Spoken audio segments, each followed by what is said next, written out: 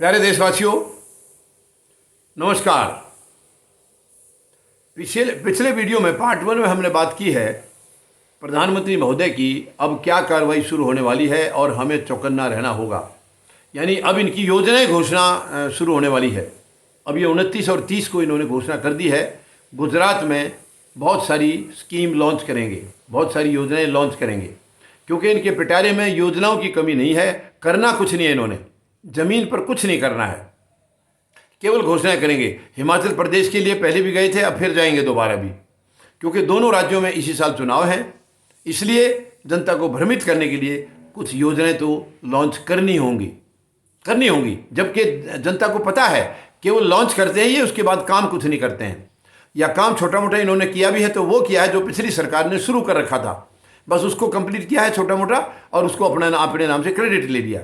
और इनके पास है ही कुछ नहीं है, सोच कुछ नहीं है। तो मैं 140 करोड़ लोगों से निवेदन करना चाहूँगा, अब ये इस साल के जो दो राज्यों में चुनाव है, अगले साल के 5-6 राज्यों में हैं, ये 2024 के लिए निर्णायक साबित होंगे।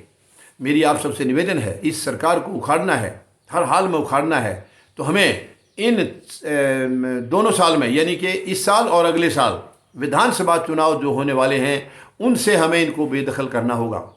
तभी हम 2024 में मजबूती से खड़े हो सकते हैं, मजबूती से इनका मुकाबला कर सकते हैं।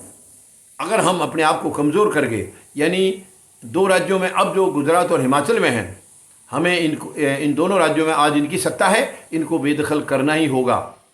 और अगले साल भी 5 या 6 राज्यों में जो चुनाव होने हैं, उनके अंदर किसी में भी इनको एंट्री नहीं देनी है, क्योंकि ये लोग चाहते हैं कि लोग इसकी राज्यसभा में इनकी मेजोरिटी आ जाए। बहुमत इनका राज्यसभा में आज नहीं है। राज्यसभा में अगर इनका बहुमत आ गया तो ये देश में और भी भयंकर लूट मचाएंगे, और भी ज़्यादा। इसलिए ना इनको राज्यसभा में बहुमत लेने देना है और ना ही 2024 में इनको आने देना है लोकसभा में। इसके लिए एक ही रास्ता है, हम 140 करोड़ लोग एक साथ आ जाएं, क्योंकि ये अगले 5 राज्यों में भी जो चुनाव होने, वहाँ भी योजनाएं, बहुत सारी योजनाएं जानी हैं, अभी शुरू हो गया है इनका प्रोग्राम।